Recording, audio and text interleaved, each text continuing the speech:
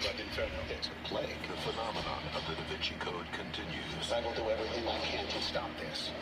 This Friday, solve the puzzle. Go, go! Inferno.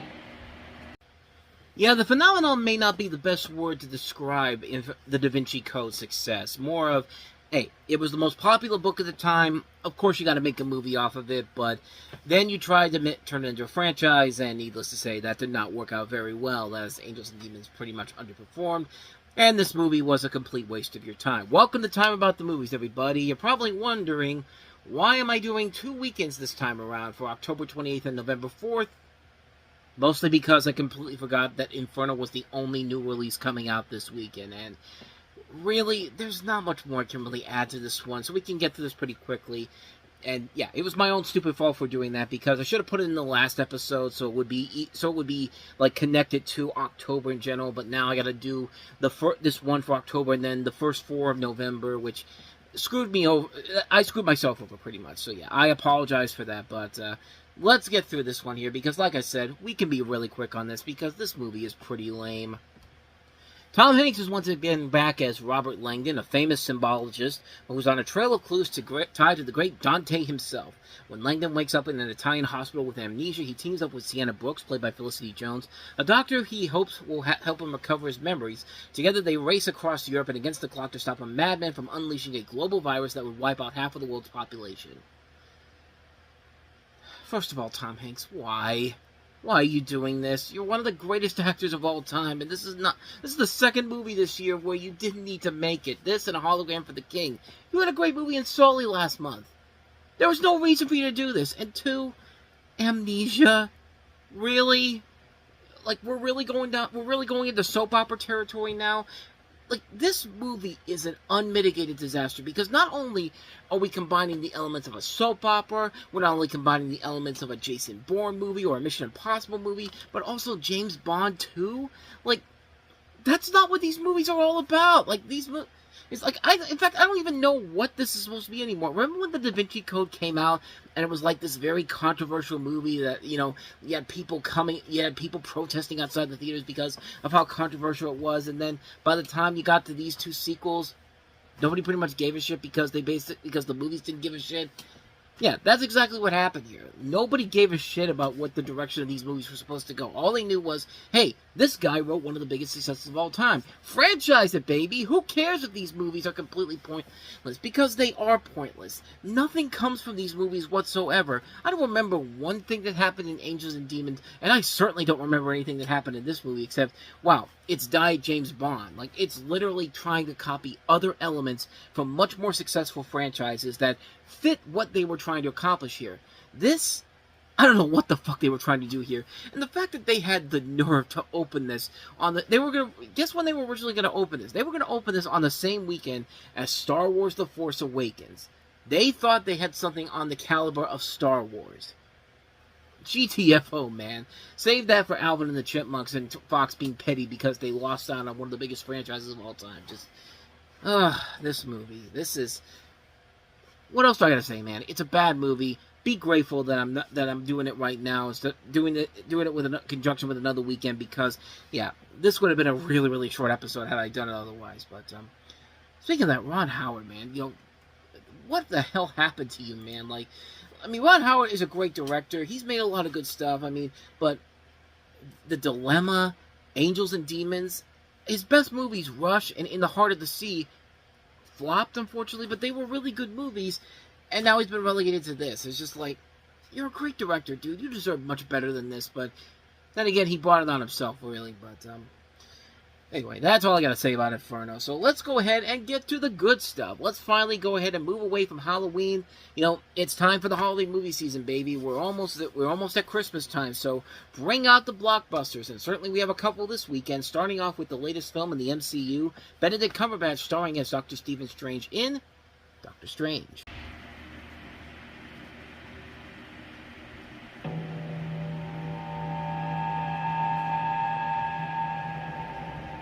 Stephen Strange. Might I offer you some advice? Forget everything that you think you know.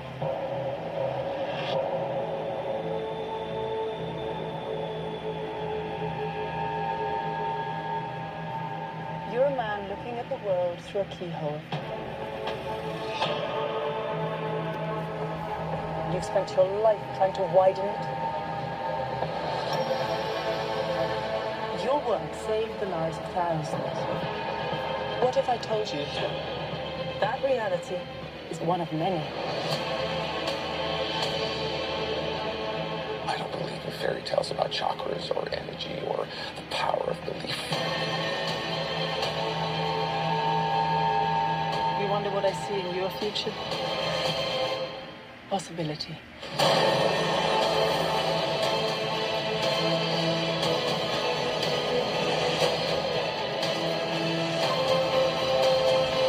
Why are you doing this? There are other ways to save lives. So much you don't know.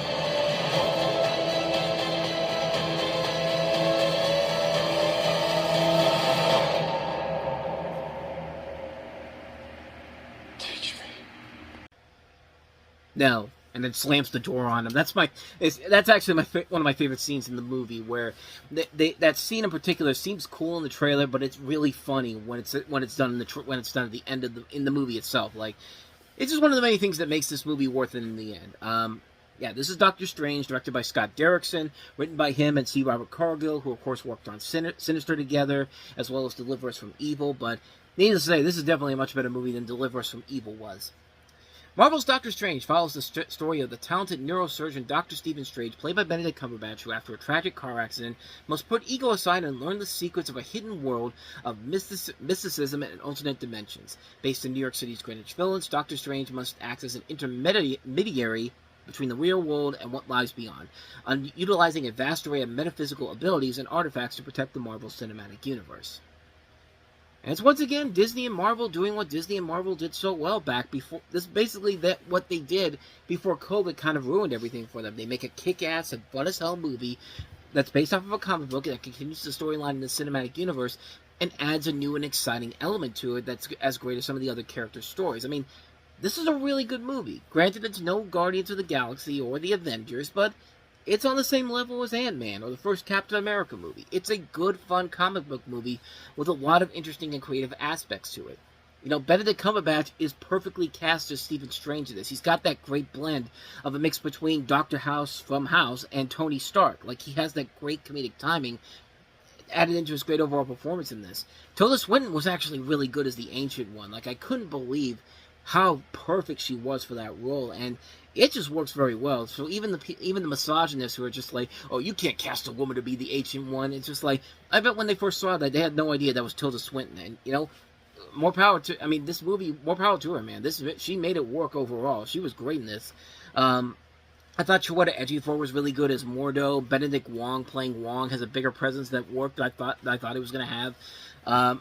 If there's any negatives to the casting overall, Rachel McAdams. I love Rachel McAdams. I think that she's somebody that is one of our best actresses out there. I mean, Send Help this year was a prime example of what makes her so good.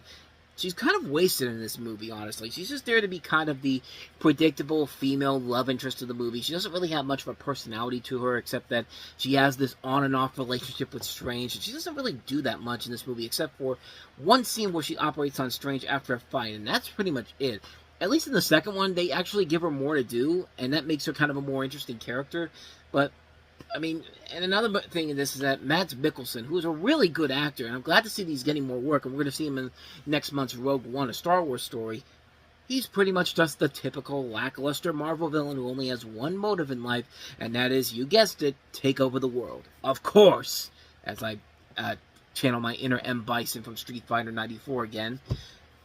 Yeah, there's nothing about this bad guy that makes him interesting whatsoever, except that he wants to rule all over the world. And once again, it's another lackluster Marvel villain with one motivation. He's basically another one-dimensional Saturday morning bad guy. The true highlights of the movie come from the visuals, which are gorgeous and groundbreaking. This movie looks amazing. I mean, the movie really stretches the boundaries of what can be done and does whatever it takes to give you some amazing imagery that we haven't seen done before. imagine Inception, except done much better. And Inception's effects were really good, but this one was just top-notch, man. I mean, the action sequences are gorgeous to look at. The third act action sequence, set up in reverse, is such a cleverly handled and well-directed action sequence. And again, Marvel creates another cleverly made third action scene. I love the... well, I'll get to what I really love about it in just a second here, but...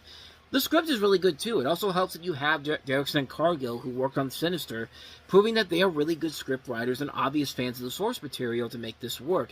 It also helps that you even had Dan Harmon, the creative community in Rick and Morty, having to write the punch-up dialogue for the more comedic scenes in here. Even the first post-credit scene where you've got Strange and Thor setting up Thor Ragnarok, which Strange will have a cameo in, it's nicely done. I wouldn't have been surprised if Harmon had a hand in that, too, but... I mean, that, and also the final action scene, my favorite scene in the movie, and I think it's the one you probably all know what it is, but, you know, it's the scene where Strange and Dormammu, you know, Strange is like, Dormammu, I've come to bargain, and he just keeps killing him. I mean, it's great. It's one of the funniest and well-handled third action climaxes ever. It's just so hilarious to watch Doctor Strange just fucking over Dormammu, just like trolling him so much. Every time he comes in, he goes like, Dormammu, I've come to bargain. He gets killed immediately, and then a second later, it's him again. It's just like, that's great. That is a ton of great stuff in there. I mean, a lot of it is very formulaic overall, and it is your typical Marvel origin story, but it's still a really solid and really entertaining movie. It once again proves that Marvel could make movies better than what DC was trying to do. These movies found the perfect blend of lighter moments and darker moments and meshed them together so well. They know how to keep these stories simple and easier to understand without making it convoluted and dull like Batman v Superman did. It works because the visual effects are revolutionary, a story that works very well, a really solid cast led by Cumberbatch, great action sequences, great music by Michael Giacchino, a great well-written script. It doesn't reach those high levels in the MCU and is not on the level of Avengers or Guardians of the Galaxy, but it really doesn't need to be, honestly. It just needs to remember why the other Marvel movies work, and it definitely does that. This is another exciting and well-appointed addition to the MCU, and it made for a great sequel 6 years later with in the Multiverse of Madness. I was supposed to say in the Mountain. Now, if it was Doctor Strange in the Mountain of Madness, that would have been way more interesting. But not to say that Multiverse of Madness wasn't interesting at all. It was still a really good movie. I still love that movie. Suck it, haters. But anyway, that is Doctor Strange. So let's go ahead and move on to the other big new release of the first weekend of the holiday movie seasons. The holiday movie season, and that is DreamWorks' latest animated feature, Trolls. My name is Branch, and I'm a troll. Why do I live in a heavily fortified survival bunker? Because right outside my door lurks a nightmare. Named Poppy. A 5, 6, 7, 8. Everybody. Poppy is the leader of the trolls, and it's not her fault she's so insanely happy. She's just never faced a real problem. Until now. Cupcake?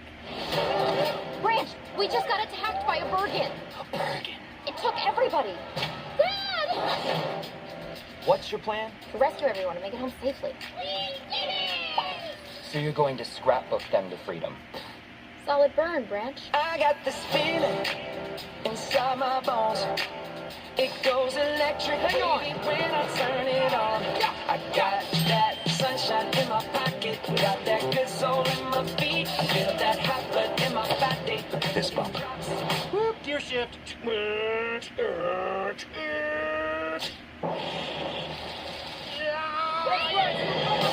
can see but you when you dance, dance, dance. Feel the good, good creeping up on you, so just dance, dance, dance. Can't stop the feeling.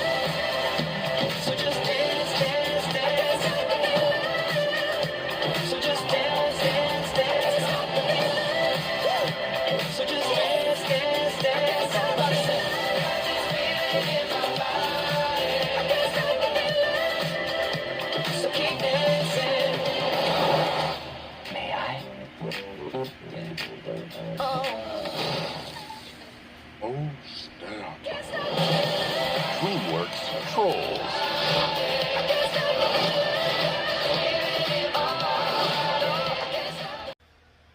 So yeah, you can kind of see some of the pros and also some of the cons of this movie because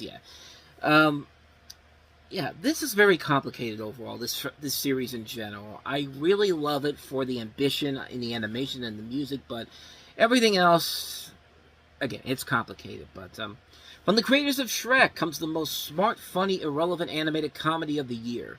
This holiday season, enter a colorful, wondrous world populated by hilarious, unforgettable characters, and discover the story of the overly optimistic trolls with a constant song on their lips and the comically pessimistic Bergens, who are only happy when they have trolls in their stomach, featuring original music by Justin Timberlake, and soon-to-be classic mashups of songs from other popular artists. This film features the voice talents of Anna Kendrick, Justin Timberlake, Russell Brand, James Corden, Kunal Nair, Ron Funches, Icona Pop, Gwen Stefani, and many more. You can tell that DreamWorks wrote this in general, and soon-to-be classics, I wouldn't really say that per se, although I do like the soundtrack a lot. I do think the soundtrack is really good. I mean, this soundtrack really is amazing. The main song of the movie, Can't Stop the Feeling, is such a catchy song. Like, once you hear it, it's not going to leave your head for at least a couple of days, But what I did is, it's funny, because I had a thing back in the day when I did like a music-based blog post over on the website, and even in that, when I talked about the soundtrack for this, I said, even if the soundtrack was good, that doesn't mean the movie is going to be good. I mean, we've seen many movies that have that, to be the example. One of the great examples is Space Jam. The Bodyguard's another one. If you want to talk about a more recent one, The Greatest Showman, more on that next year in 2017, but... And yeah, the movie is just meh. I really do have a lot of problems with it, but like the characters in the movie, I'm going to try to think positive about the film, because at least for the first half of the review, there are things I did generally enjoy about the movie. First off, like I said, the soundtrack is really good. The covers and the original songs in this mesh together very nicely. They are good songs in general.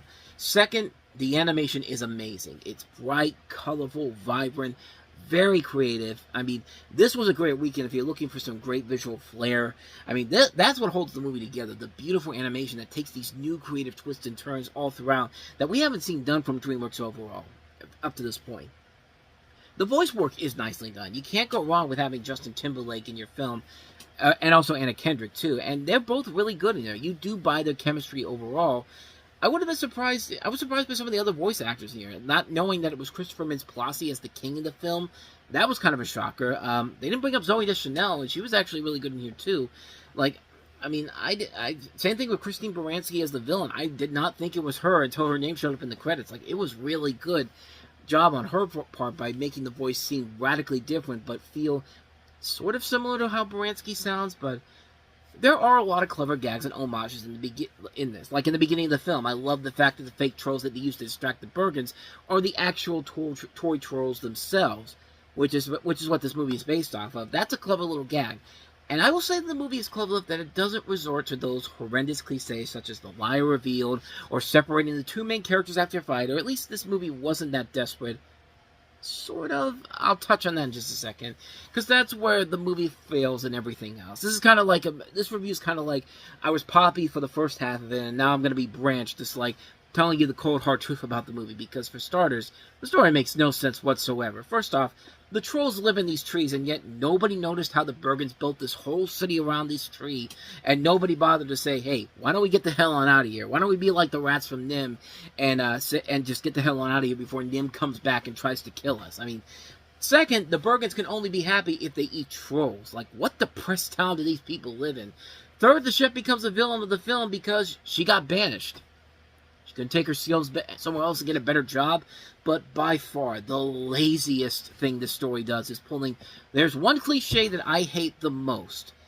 And there's a lot of good, bad cliches, but the double crosser is one of the worst ones ever, because it just comes out of nowhere and just feels like it's an unnecessary plot point because we need to extend the runtime. The way they do it here is just pathetic. Russell Brand plays a healer troll in this. For the majority of the film, he's like everybody else. Calm, cool, collected. And then towards the third act, he just sells the trolls out and literally tells them, I'm selling you out. Why? Because he doesn't want to get eaten. That's it. Not because he's hated by the other trolls. Not that he hates negativity. He just doesn't want to get eaten. This is literally one of the stupidest reasons for a character to turn into a bad guy ever. At least Kristoff in Frozen, not Kristoff, what's his name? What's the guy? Because Kristoff is the hero in Frozen, the heroic male in the movie. But why can't I remember his name? See, this is why I need to do research before this. But even then, I don't think that's really going to help me in that. But I gotta look it up. Hans, that's who it was.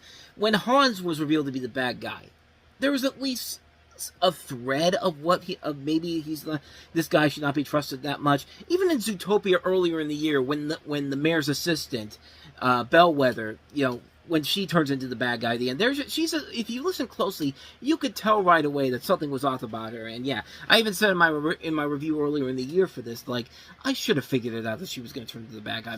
But here, why is he the bad guy now? Because he doesn't want to get eaten.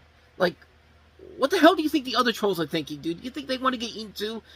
I'm sorry, but this is literally the stupidest reason to turn evil ever. It's terrible. It's pathetic. I can't even talk straight. That's how bad it is. It's just it's so damn lazy. This is how you can tell the writers did not care about being smart with this story at all. And another big problem with the movie is that the comedy in this is terrible. It's not even creative, clever comedy at all.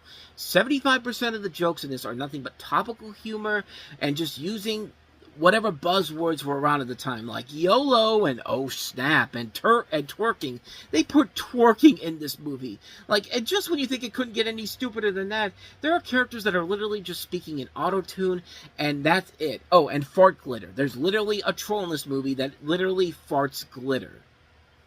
That is how lazy the attempts are at comedy in this, and not only for the kids, but also to adults as well. Although I will say, they actually did make a troll that does fart glitter at Universal Studios, and as much as I hate that in this movie, just the fact that someone saw that and said, we need to have a character walking around our theme park that farts glitter. Like, I'll give you points for that. That was pretty good stuff. Like, and I didn't bring it up in this, but I might as well bring it up because, because it's one of the things that everyone remembers about the movie. Why does Branch hate music so much? Why he hates music so much? Because music killed his grandmother. That was it, right? Yeah, so what happened was, as a kid, his loud singing inadvertently led the main villain in this to his home and ended up taking his grandmother in the process. I mean, it's pretty stupid, but at the same time, it still makes more sense than just having Russell Branch turning into a bad guy for no other reason except, well, I don't want to get eaten. And also, I think they kind of I don't remember if they kind of contradicted that in the third film, Trolls Band Together, where they have the entire NSYNC band in the movie playing the brothers of Branch, but it's been a while since I've seen that last movie, so I gotta check it out. I gotta check it out again, but I don't think I remember liking that one all that much, though, But really, one of the the biggest problem with this movie in general, why I'm so disappointed by it, is that DreamWorks have given up trying to appeal to everybody. And I know that a lot of people aren't going to say that, but I have to, because DreamWorks Animation has become nothing but a pander house. They don't care about appealing to everybody anymore. They only care about shutting your kids up and don't care about what everybody else wants. They say how underwhelming the box office results were for far superior movies like How to Train Your Dragon 2 and Kung Fu Panda 3, and said, oh, you folks don't want a seriously well-made animated film that everybody can enjoy? Well, fuck you then. Nothing but kiddie movies from now on. And that's been the problem with the studio over the years. DreamWorks has more than proven that their worth of an animation studio is definitely there as a competitor to DreamWorks and Warner Brothers. But with movies like Turbo, Home, and now this movie, they've lost that edge. They don't care about making an actual good movie. All they care about is that having a new franchise to make money off of, regardless of quality.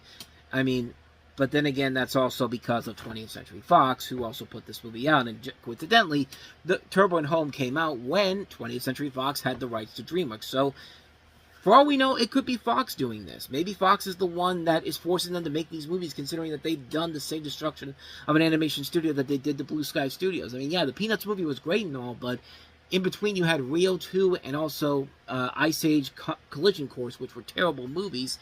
It makes sense that a studio that destroyed the appeal of Garfield, Alvin and the Chipmunks, and Fat Albert has run its Ice Age and Rio franchises and have been beaten to submission like a dead horse would do the same thing with a once credible studio like DreamWorks. Since Fox and DreamWorks came together, this studio has not been the same. But Trolls is another example of what happens when a really good studio fails to find success with actual good quality films, like what we just saw with How to Train Your Dragon 2 and Kung Fu Panda 3. And maybe it was a good thing that DreamWorks Animation paired up with Universal once again after this, because their next movie after this, which kind of like with how the Penguins of Madagascar and Home should have been swapped in releases, the next movie is The Boss Baby, which is basically a movie only existing because Alec Baldwin does a great Donald Trump impression, and we want him to use that for our baby.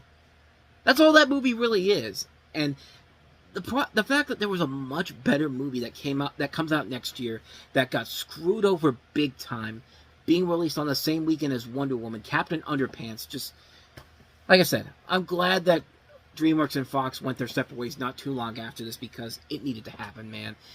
And this is not me saying anything terrible about DreamWorks overall. I still think they're a great studio, but man, Fox, when they came in, just ruined all the goodwill that DreamWorks had at that point before they merged with before Fox merged with DreamWorks for a little bit. But the point I'm trying to get across here is that Trolls is an underwhelming mess. Yeah, it's got good animation, it's got great music, a good voice cast, but kind of like with Rock of Ages, which has a kick-ass soundtrack, there's nothing else there. The story is pretty terrible, the motivations of the characters are bad, the whole film is a disjointed mess.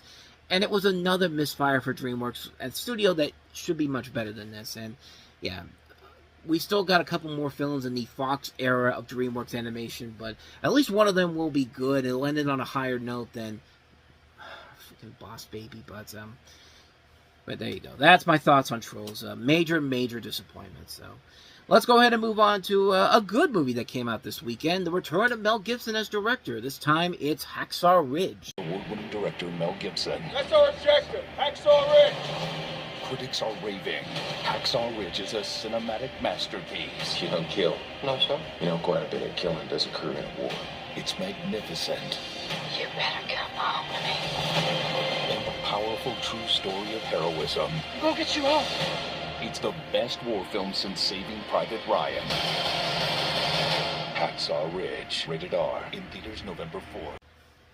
What a surprisingly really good return to form for Mel Gibson. You know, his career had been in decline over the last decade because of, you know, him calling out him getting canceled by Hollywood not once but twice. But the guy still made some pretty good movies in that time period. He made Apocalypto, which is a great film, and then he started Edge of Darkness, which was a terrific film, and even something mediocre like Expendables 3. He was really good in that. As I'm thinking about it during that pause, he also starred in The Beaver, and that was a great underrated gem of a movie directed by Jodie Foster. But of course, you can't really talk about all the great stuff he did without also talking about the stuff that caused him to be controversial for many years in between 2006 and 2016, such as basically saying that all Jews started the wars, and, you know, telling his girlfriend over the phone to smile and blow me. Yeah, not a good look for him overall, but guy's still a great filmmaker overall, such is the case with this film.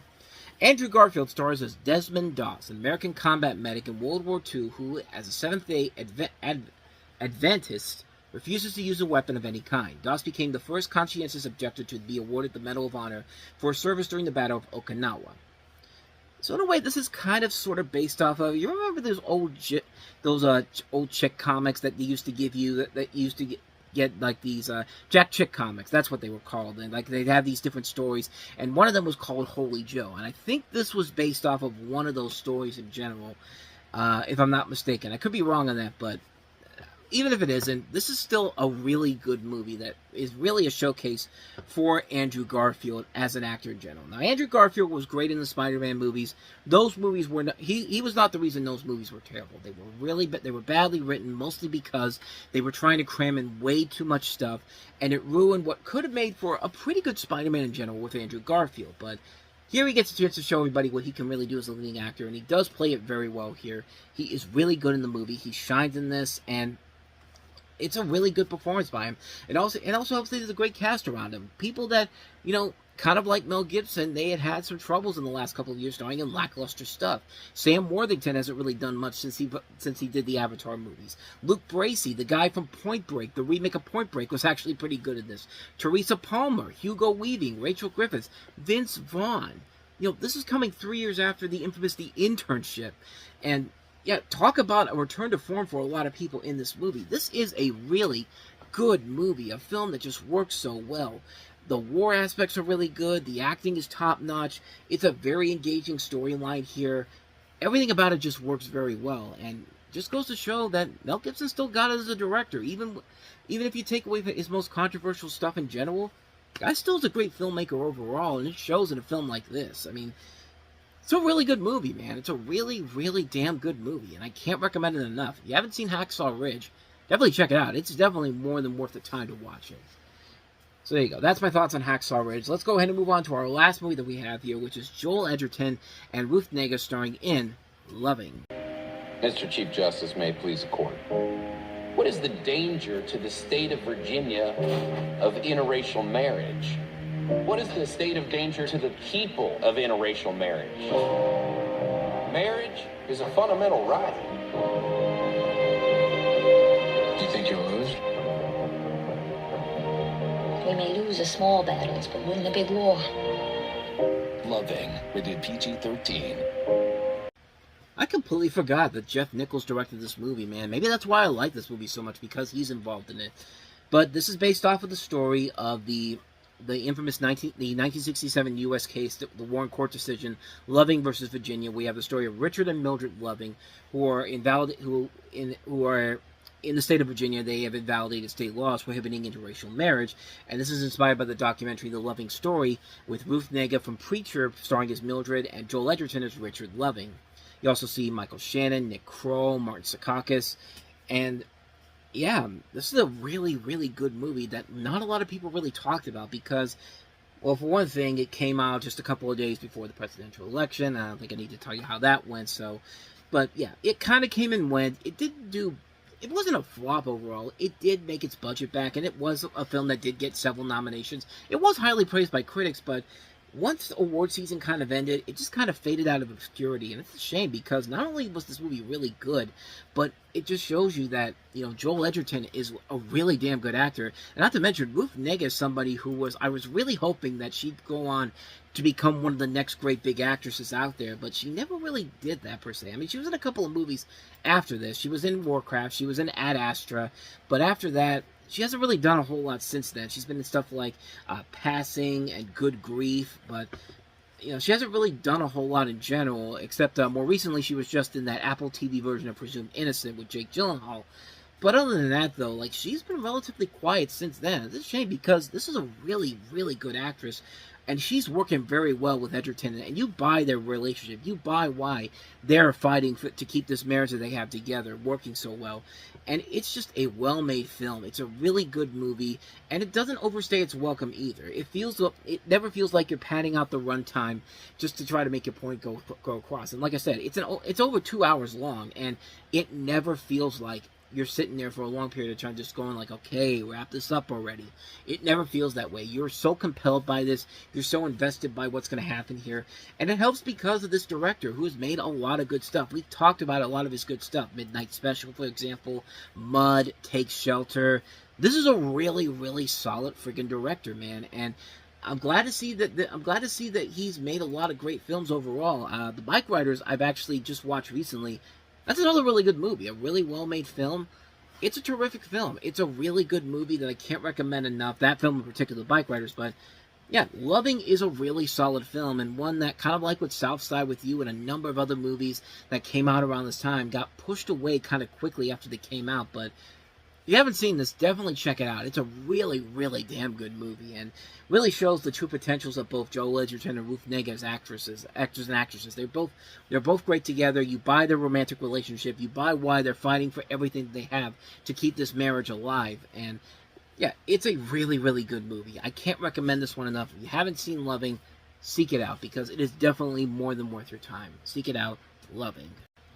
And thus, with all that said, we wrap up another episode of Time About the Movies. Next time we meet, we'll take a look at a couple of other big new movies for the holiday season, including Denny Villeneuve's latest film, Arrival, this year's big Christmas movie, and another, hey, let's do another version of The Family Stone or this Christmas, but this time let's just call it Almost Christmas, because we're literally running out of ideas of titles to call these type of films.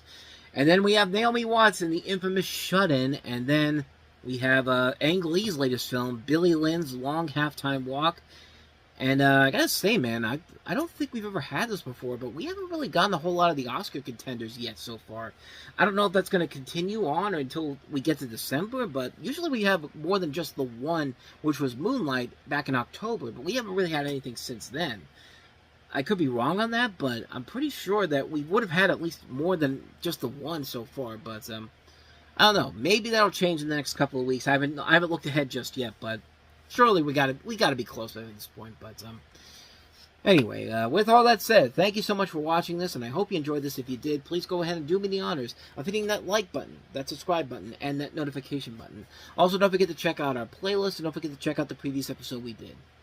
With all that said, whether it's in the past, the present, or the future, I will see you at the movies. Take care.